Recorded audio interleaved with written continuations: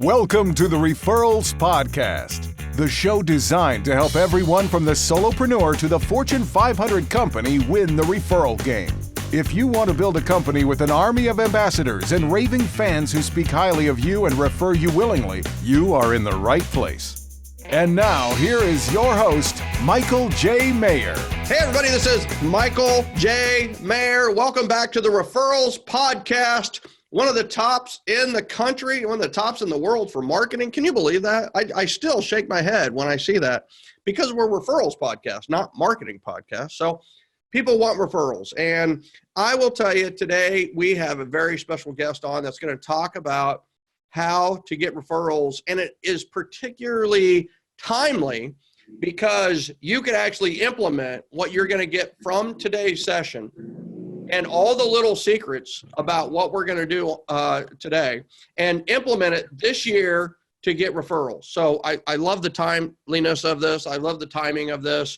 And I have to give a big shout out to Courtney in Arizona, who is jogging right now and listening to this podcast. And I have to tell you, those of you that I am a part of your morning walk, Referrals Podcast is a part of your morning walk or your nightly walk.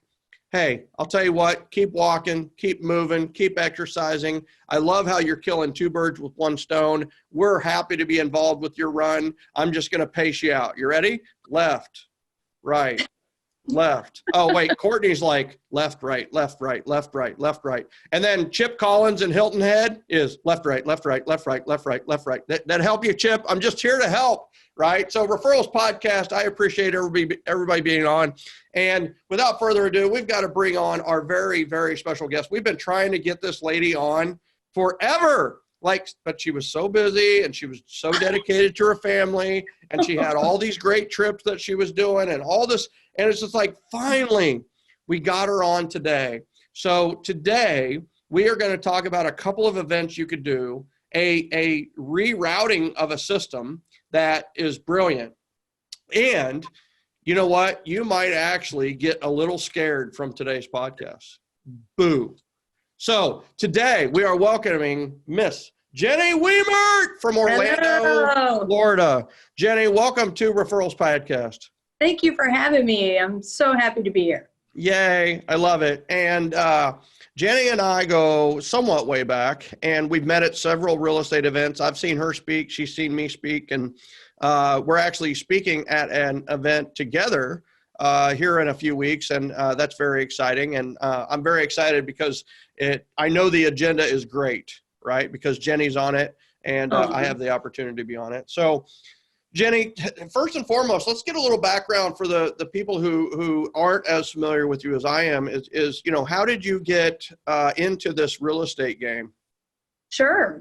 Well, I was a teacher out of college and mom was a teacher. So, it made sense to be a teacher.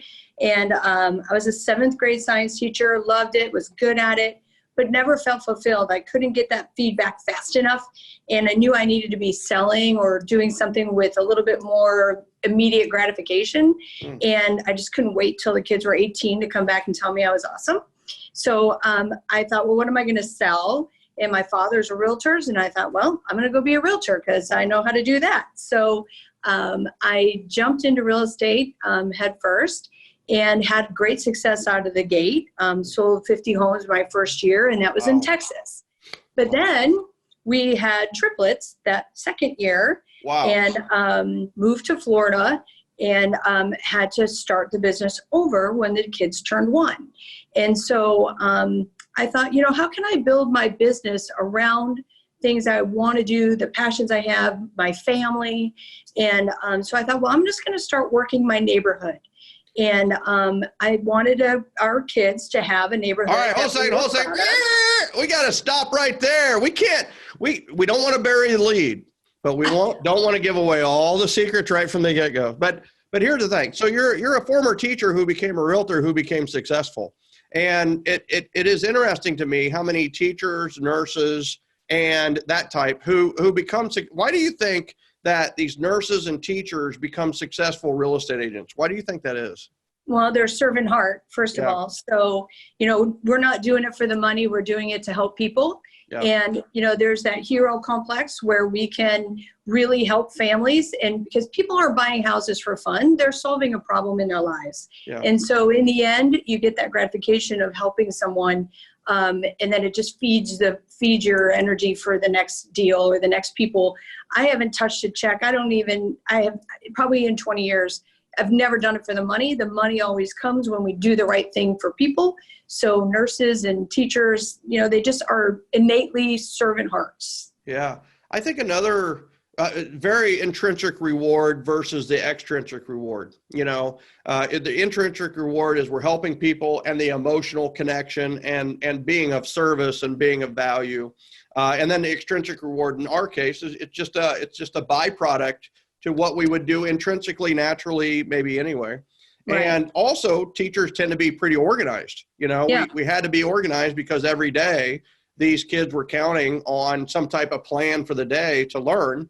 And I know, especially with like 7th grade math or 7th grade science, I taught high school math the book was there, but the book is only a small part of it. You really needed a structure for the day. And the more structured the day, the less disciplined you need to be with the kids, and the more automatically disciplined they are because of the structure. And sure. So it's one of those where I think teachers have the ability to take complex concepts and break them down to be understood easily for every type of learner, right? And so that's sales in a nutshell. I love that too. And and that is, every day as a teacher, and I think a lot of parents are maybe this way too, is you're trying to make this complex world seem a little easier, seem a little more simple and easier for everyone. So I love that. That's a great thought. And then, so you had triplets. How many children do you have? Well, I have, that's an interesting question, but I have surviving triplets. So I had two identical boys and a girl, and one of our sons only survived a year. But our two are 18 now, getting ready to go off to college, and life is crazy. Wow. Yeah. The reason I asked is because you did this differently.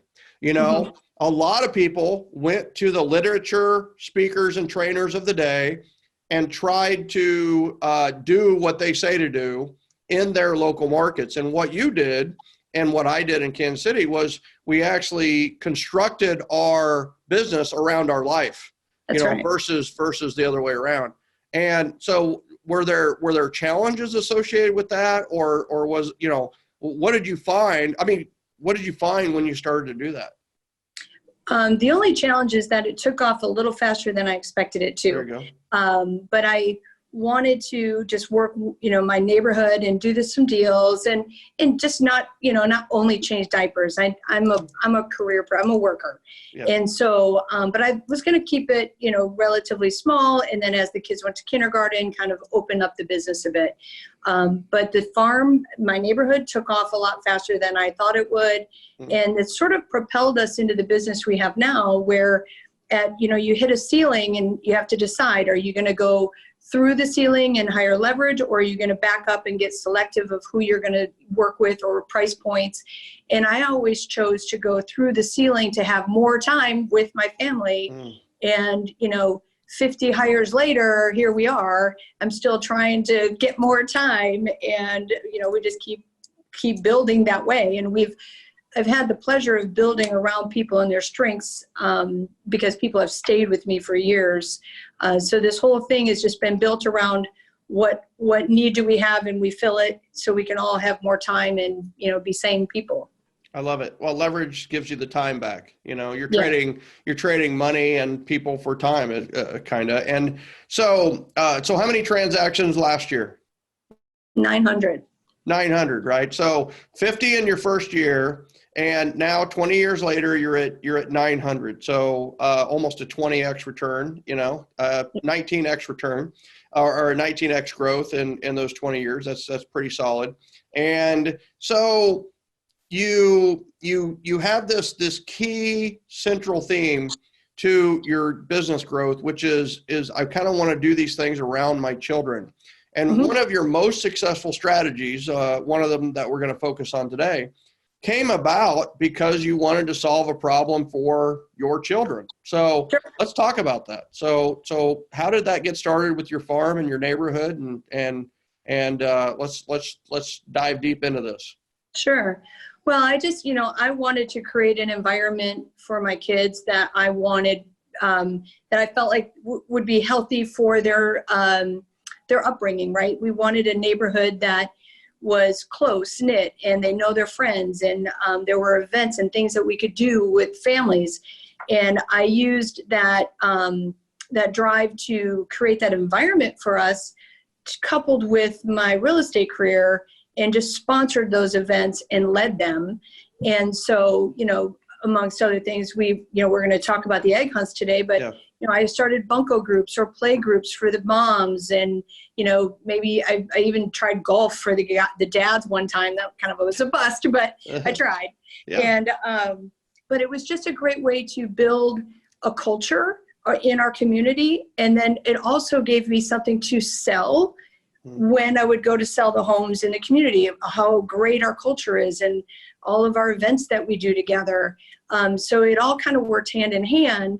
And it also fed me personally because I was out of the house, I was doing things, but it was ultimately all mixed together, to serve me personally and professionally. So how did the Easter egg hunt get started, and how did it grow to the point where you did 6 in one weekend? I think that's the value that you really bring to the table here is, there's a lot of people listening who are like, I've never done an Easter egg hunt. And they're like, that's really hard. Well, you're doing 6, so it makes people think bigger. It expands it. The only way to do 6 is to do 1, Right. So we got to do 1. We got to get started. So talk about how did that first Easter egg hunt get started? Well, I almost have to back up to the evolution of it, where I started a newsletter in the community as a realtor, right? And everybody would get the newsletter every week. But, when you're mailing into somebody, it's a piece of paper. They may look at it, set it aside. I knew that I had to connect myself personally to these people so that when they got that newsletter, they knew, oh, that was Jenny. That, so they putting the face to the name. And so I thought, well, what did we want to do? The moms got together. Let's have an egg hunt in the community. And so we threw our first egg hunt. We figured out how to, the first year we all sat and stuffed eggs, and we did it with chocolate in Florida. We're not very smart. So that, you learn as you go, right? You're like, maybe not chocolate in the egg. But I love this part. That's the thing is like, I love the first ones. Because in hindsight, you're now at 6, you look back and it's just like, yeah, we did chocolate outside in Florida in April, and Right. They were all melty. All the kids were melty, gooey, like, messes when we were done. But, but I love that. I mean, here's the thing. In Minnesota, you can do this pretty easily. It might be a snowy egg hunt, but the chocolate's not going to melt. So yeah, there you go. You can use chocolate. So you're going to be more popular than us. But yeah. So what were some of the challenges with the first one? Well, I mean, it goes as well as it's going to go, right? It will be. That's kind of my motto, right? It will be. So you learn. But the first one we did more as I sponsored, I paid for it, but I didn't really focus on how I was going to get the business out of it. I was just delivering an egg hunt. So we threw some eggs, and we learned, oh, wait, we may need to limit the number of eggs each kid picks up so everybody gets some eggs. You learn not to put chocolate in there, but as time went on, we're in our 20th egg hunt now in my community. We've got it down to an absolute science. And, the observation was, look how many people will show up in a community for an egg hunt. It doesn't have to be extravagant. They're not there to hang out for a long time. Mm-hmm. They want to come, get the picture with the bunny, get the picture of their kids in their dress, picking up the eggs, shake hands, and get out. Let's be honest. Isn't that the parent's dream? Like, get in, get the picture, get out.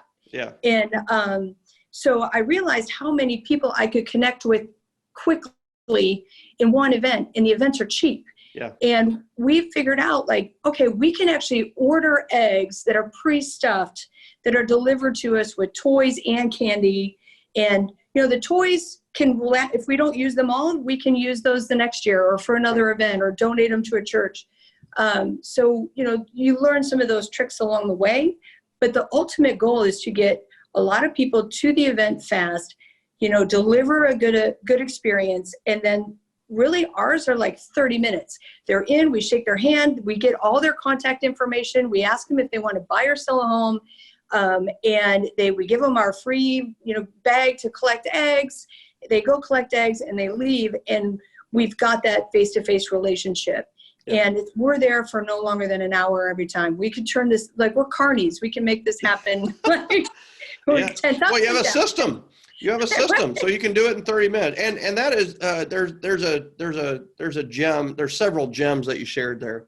One is that they're in and out. So for them on Easter, I mean, if it's the daughters or son's in a suit, daughters in a dress, that dress or suit's going to look good for about an hour. They go to church, looks good there, and the Easter egg hunt, and then it's going to be wrinkled or chocolatey or food or messed up. So the other thing too with 30 minutes is everybody has 30 minutes. Sure. It's a big win for the kids. It's a big win for the adults. 30 minutes, and you're doing toys instead of chocolates in this case. Do you do different size of eggs? I know I'm going to ask very specific, very weird questions, but I think that's what people love about the Referrals Podcast is I've done 10 Easter egg hunts myself, and like you're doing them differently than I am, and Sharon Hires is doing differently in Jacksonville, and everybody's doing them differently. So, yeah. So do you do different sized eggs to get the toys in there, or we do a mixture of candy and toys. Okay. And they're all the same size eggs, but we do split the kids up. So 5 and under get their own area, so they're not trampled by the big kids. Brilliant. And then 6 and older are in another area. Okay. And then each section has a golden egg. Ooh. And they know that if they find that golden egg, they bring it up and we have a big prize for them. Nice. And so everybody wants the golden egg. They're like programmed for it now. And the toy, they just pick up it's the exercise of picking up the eggs, right? And they keep them. We don't ask for the eggs back, for God's sake. Keep the egg, Yeah. And, I've been to an Easter egg hunt where they actually ask for the eggs back. Like, you're going to stuff those again next year? It's like, it's like, these are recycled eggs. Like, that doesn't even sound good. But it does happen. It's all good. But all right. So I'm going to ask some really ridiculous questions for my own knowledge, but I think this is going to help people who do want to put on an Easter egg hunt. Where are you doing it? In the community. And neighborhood community building, church, it depends on the empty community. Lot. Yeah. So it can be a cul-de-sac if you needed it to be, or somebody's yard. It could, it doesn't have to be extravagant. So one neighborhood, we only have an island. And so the eggs are not hidden. They're just thrown on the island and it's just a free for all, but it works, And then the other community, we have kind of we plant all the eggs around the playground and around the basketball section. And then it's a little bit more of a hunt than just the free for all on the island. Yeah. But you can make it work. You don't have to have an extravagant community center to have it. It could be could be 2 people's backyard. It could be a cul-de-sac in the forest around it. Like you can make do with whatever you have. Working by referral is not some fairy tale world. It's real. I've seen it. And you can too. Invest in yourself by learning how to run your business by referral at Michael's upcoming live event. It will be a day filled with hands-on, how-to, low to no-cost strategies that you can implement in your business right away. Learn how to run a business by referral that not only feeds your family, but feeds your soul. Go to www.gengenevents.com today. That's www.gengenevents.com. Do you have a registration table for them to go to? Like, do you funnel them to one place when they get there? Yes. And we've always done like paper sign in. We're not going to abuse this. This is just for community events for this community, name, phone number, email. And it does ask questions there.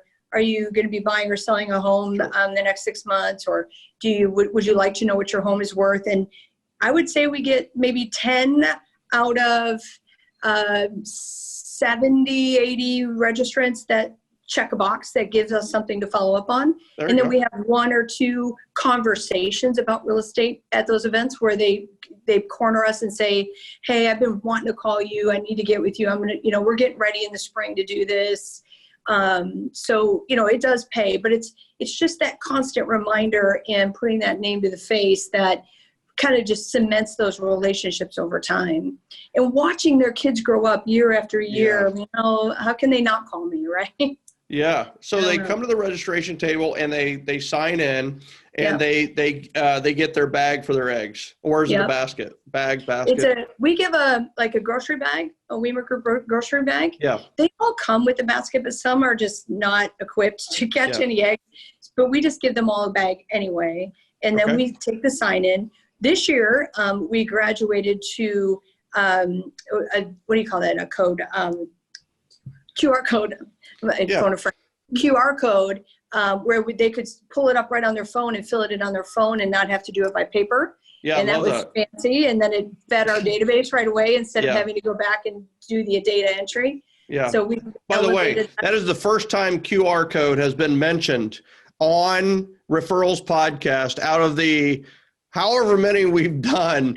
And that is the best use of a QR code that I can think of. So I love that. And so from the registration table, where do they go next? Is it a free for all, or do they go to the Easter Bunny, or tell me what that looks like? Yeah, we have I'm just kind of mentally going through the flow of the attendee, Yep. So the Easter Bunny is there taking pictures, mingling with the people while everyone's signing in. And we try to, put off that we have the time that the egg hunt starts. Nobody wants to be late for an egg hunt. That is the most miserable experience. It's traumatizing in life. So you don't want to be late to an egg hunt. So we try to start maybe 5-10 minutes later. We don't want to keep people waiting. Yeah. And we do hold some eggs back so that when that poor kid does walk up late, we throw some eggs and have them pick them up for the picture, Yep. That is a gem right there. Write that down, everybody. Have extra eggs for the late arrivals, and then, or people who just couldn't make it and maybe they're 2 hours late. We've had that before just because of an accident or traffic or whatever it may be. Save yourself 20 of these eggs. Trust me, they'll come in handy. That's awesome. Yeah. And so after they've signed in, they've gotten their bag and everything, they just mingle, and we hold them back from the area where the eggs are because we don't want them to start looking for the golden egg early. They want to do that. Right. And but they're just interacting with the Easter Bunny and just kind of hanging out. Then we line up the kits for the egg hunt. And we say go, and depending on the number of kids that show up and the number of eggs we've thrown, we determine at that point whether we need to limit the number or let them just run. Mm-hmm. And then in 5 minutes later, the eggs are all picked up, and then we just mingle a little bit more. Anybody that didn't get pictures with the bunny, come back and take pictures with the bunny, and then people go home, and then we pack up. And it's now we do this in 6 different communities.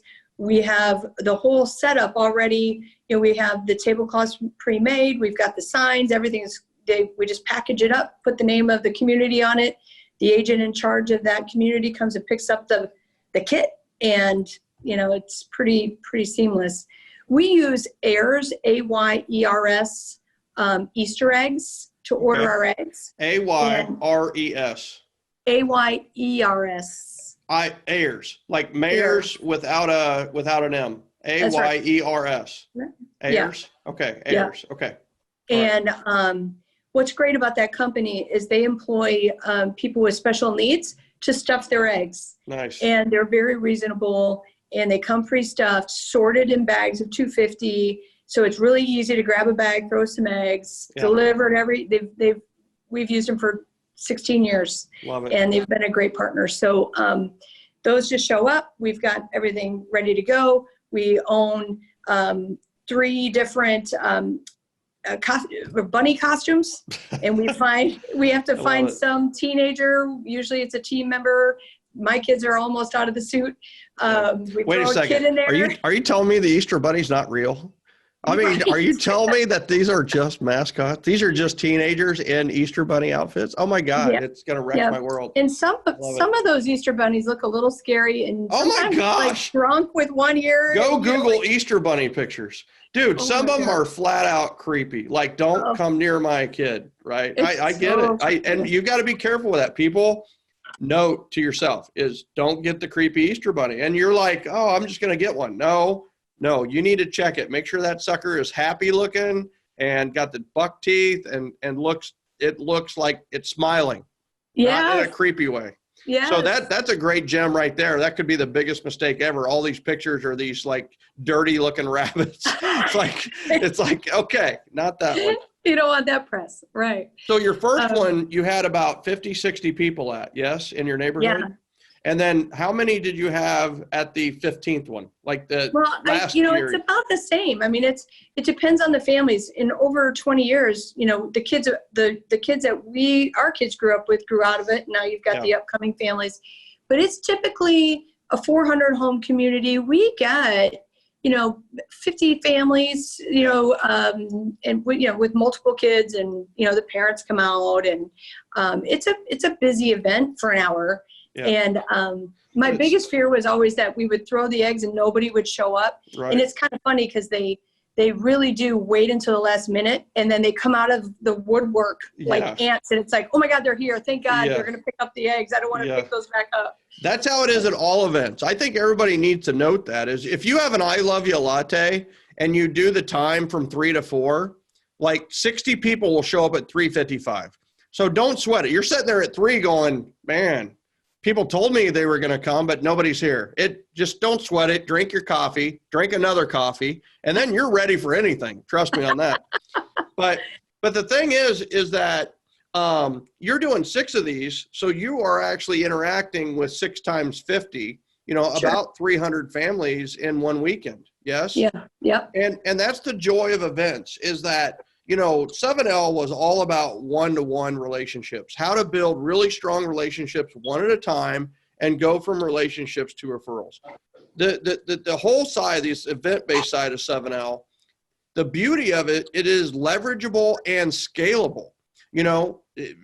You are the perfect example of that. You went from doing one event, leverageable, 50 people. Now you've scaled it. Now there are 6 events where 50 families come to each one of those. And if you didn't attend, it wouldn't be the end of the world. You'd still be represented, Mm-hmm. So it's one of those where I just love this example because you've taken this and leveraged and scaled it on one weekend and made a huge impact, for many years in a row. And you're getting business from it. You're getting 10 pieces of follow-up every one, 2 or 3 conversations that lead to, transactions down the road. And I have to go to the second part of this. You have a great system and people don't do this. They have a great system for one thing and they just leave it for that thing. But you have taken this system and taken it outside of a box that even I had not heard of before this is we talk about trunk or treats. We talk about holiday open houses for around Halloween. We do Halloween dress up contests. Brandon Tracy in Arizona does a adult costume party for Halloween and has great success, but nobody's done what you do. And so tell people what you do during the Halloween season that has been a huge hit. Yeah. Well, since we're so good at egg hunts and we're, quasi carnies, we've turned this, we went to the egg haunt. And Ayers is the one that gave us this idea because they started selling orange and black eggs. There you go. And so in October, we grabbed these eggs with, the spiders on the rings and all of the little toys. And what we do differently, though, is that we do it on Halloween night. So for the community, what we're doing for them is bringing all the families together to meet up. We do a quick costume contest for the little kids and the big kids. We give out some prizes. We kill some time with the costume contest. And then we launch them to pick up the eggs. And in theory, dusk, so they're supposed to use a flashlight, but you can still see them. But it's an egg haunt, flashlight egg haunt. Ooh. And then we've brought the whole community together. They've seen each other's costumes. And from there, they leave to go trick-or-treating. And again, we're only there 30, 45 minutes. We've done a great thing for a community. We've brought all the community together. They feel like they have something to do on Halloween night where they don't have to go to a community or to a store to trick or treat or whatever. And then they all trick or treat together, throughout the streets. And it's a lot of fun.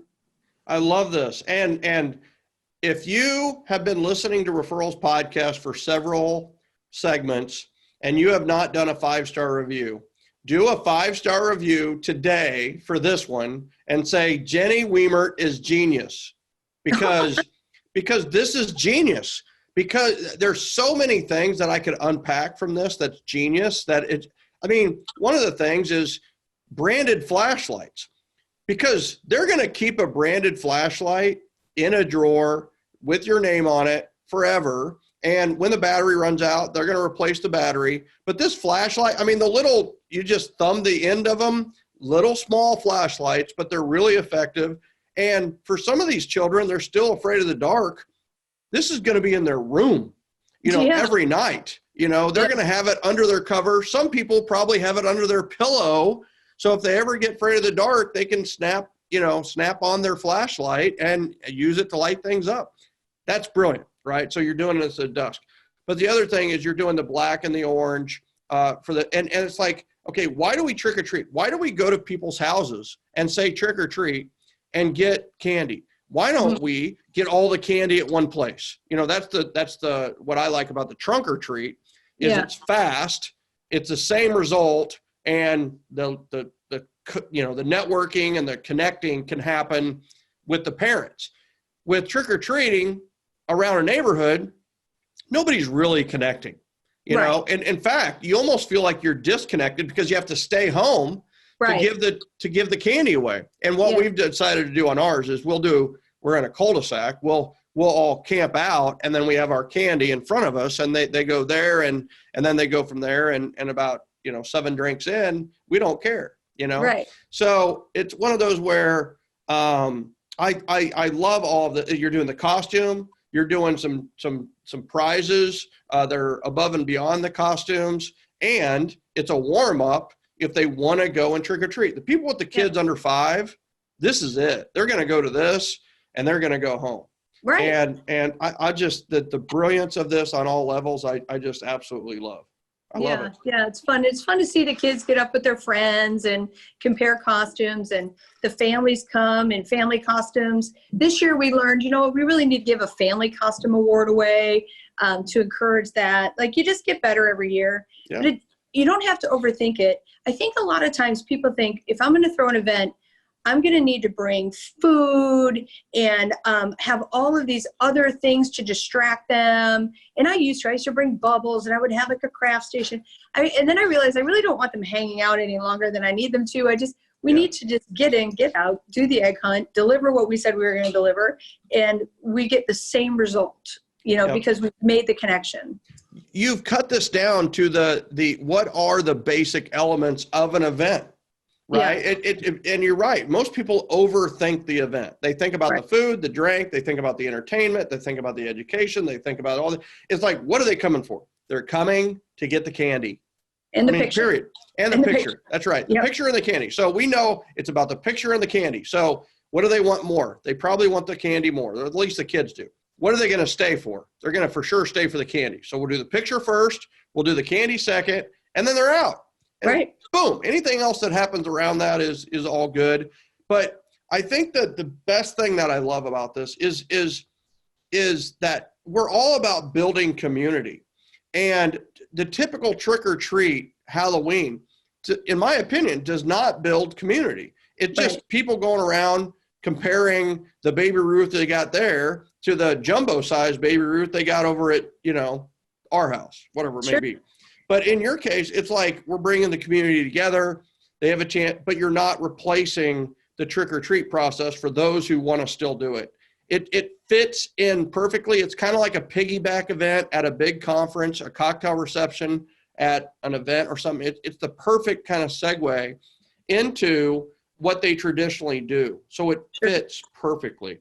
And you're using eggs, you're using a system that you've already done. And there's a lot of symbolism to eggs, with building the relationship and starting the life and starting the relationship, and a ton of things. And I do love the golden egg, and I'm sure your financial planner would love to sponsor the golden egg at future events. Just throwing that out there. Oh, that's a good idea. Right. That's so cute. Right. And then he's got a little nest egg, something or another set up that he could do. Or she, financial planner. The thing is though, these events are dirt cheap. So cheap. So what's your budget? What's your budget? You're under, what, $300 probably, even with the swag. It's really inexpensive. And, if you have, I always tell people when you're choosing to market something, if you're going to farm, you need to have layers. So this is our personal touch layer, but we have the newsletter on top of that where we use to announce this. We used it to follow up with the event. Mm-hmm. We take, I should have mentioned, we do have somebody there with a camera taking photos of the families. And then we put those all up on the Facebook page that we control for the community. That's right. We email them out to everyone that gave us their information. We thank them for coming. We follow up with the people who said they wanted real estate information.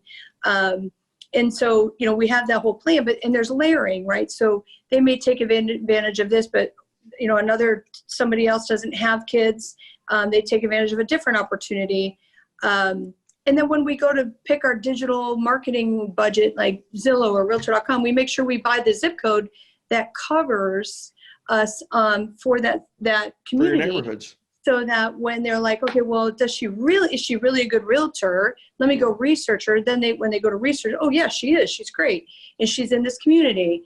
It reinforces all of that. So it all plays together. Right. You don't want to pick a farm over here, pick a different digital, code over here to market with Zillow, and then, go to the garden show and give away a bunch of swag and never see those people again. Like, you really want to try to layer your investments. And at one point in this first community back in 2005, before the bust, we had grown to 85% market share in that community. Jeez. Because, they felt like we were giving back to trying to do something good for the neighborhood, right? Was it the events that took you to 85%? Do you believe that it was the events plus your newsletter is kind of like the invitation, and it's also the follow-up thank you, Yep. So you've used it as kind of these pieces of the event. They're kind of almost byproducts of the event as much as they are newsletters. Do you feel like that was the thing that took you up over 80% market share in those neighborhoods? Yeah, 100%. The newsletter, the most important thing there was providing them the comparables, because back in the day, this is back in the day too, right? Yeah. But they didn't have access to sold information. Right. So it was their investment report every month. But when you combine that with a personal relationship, it just took everything to the next level. The only reason we lost some market share was due to the bank owns. We couldn't control those listings. Right. And but we're still over 50% market share in those communities, just because we still do the old school yellow, black and white print yellow newsletter in the door every month, and it's old school, but it works. And they hold on to them, they file them, and they love them. Yeah, if you don't think they work, miss a month or two. Yeah, that's when they start calling out of the woodwork and saying, hey, we didn't get our update, we didn't get our any houses sell this month, whatever it may be. Yeah. So I love how you piece it. Who should we listen to? Probably somebody that's doing 900 transactions in a very relational way, which is what you and Mike are doing in a big way with the Wemert Realty Group. And we always share something on Referrals Podcast. We always like to give them a download. And what is there a download that are you sharing the system or the checklist from the egg hunts? Is that the share of the month there? Or share of the week? We have a community checklist for you for an egg hunt. There you go. It's a bit.ly, and then it's egg hunt checklists. And so we have one for each, the egg hunt and the egg haunt. You're sharing both of those? Sure. Wemert. Kind of very similar, but they're you just give and give and give and give and give and give. So that's awesome. So you're going to share with us the checklist for the egg hunt and the checklist for the egg hunt. That's amazing. I mean, people right now are like clapping. The people who are jogging have now stopped and mentally have like, okay, I got to make sure I go get that download. Referralspodcast.com is the place to get that, referralspodcast.com. And then we'll have the link that Jenny shared with us. And here's the thing is, Jenny, they need to refer to you in Orlando, right? So how would somebody reach out to you, contact you, find you for the people? And just so you know, they're in Orlando. So like everybody's moving to Orlando right now. Yes, so they probably do know somebody. So how do they get a hold of you? Probably the easiest thing to do is go to our website, Wemert, WEMERT, Group Realty.com. We do have a Facebook page. You can follow along with us there, and you can kind of see what we do to connect with our database and our communities. Everything is there on our Facebook page for our team. But contact information is there. My cell phone is 407-435-5072. I'm not untouchable. Yes. But welcome your referrals. Send them on. Yeah. She may not answer the phone, but she's worth the wait. I do. She's worth the wait. I just want you to know that. So obviously everybody here is realizing how much worth the wait you have been. I just love where you're coming from on this. I think the big thing is there's a misconception in the real estate world, especially, that you can't do a lot of business and still be relational. It's got to be a machine. It's got to be very transactional. It's got to be, very input, output, and not care about and not relate to and not be with the people. And you dispel that myth left and right. And I love that. You are extremely relational. You care extremely about your clients. You deliver phenomenal service. Imagine that, to 900 people a year. And you're an inspiration to many. And every time I have a conversation with you, I learn something, and I just love where your heart is, and I love where you've taken the business. So thank you. Kudos and awesome to you. Well, we've learned a lot from you as well. So we appreciate you in this relationship. So yeah, we're biggest cheerleaders. Yeah, thank you. I do appreciate your support and trust and confidence. You have been a phenomenal ambassador for me and us, and very, very much appreciated. And ladies and gentlemen, that's Jenny Wemert, and we've touched on like a thumbnail of the value that you can learn from her and from them. And I really, really appreciate Jenny coming on today. And I tell you, I really appreciate you, the viewer and the listener. And I think the biggest positive that's come out of the Referrals Podcast is that people are implementing what we're sharing. The finest compliment to Jenny, the finest compliment to me is to implement what you learn. The finest compliment to a teacher is implementation, is doing what you learned. And that's what we're hearing out on the streets, is that you are getting actionable strategy and tactic that you can put into play that results in referrals. And that's what you got here today. And I'm just so excited for this, for the people who listen to this. If you got value out of today's Referral Podcast, do me a favor, share it, let other people know about it, put it out on Facebook, put a link out there. Not everybody knows about Referrals Podcast. We're just starting this big growth. And you're the reason that we're making this happen. Listeners, viewers, thank you so much for being on Referrals Podcast, listening and watching today. And Jenny Wemert, once again, thank you for being our guest, our special guest on today. You are a referral leader. Thank you. Thank you. My pleasure. Thanks, everybody. We'll see you on a future Referrals Podcast down the road. And remember, we love you, we appreciate you, and we'll see you next time.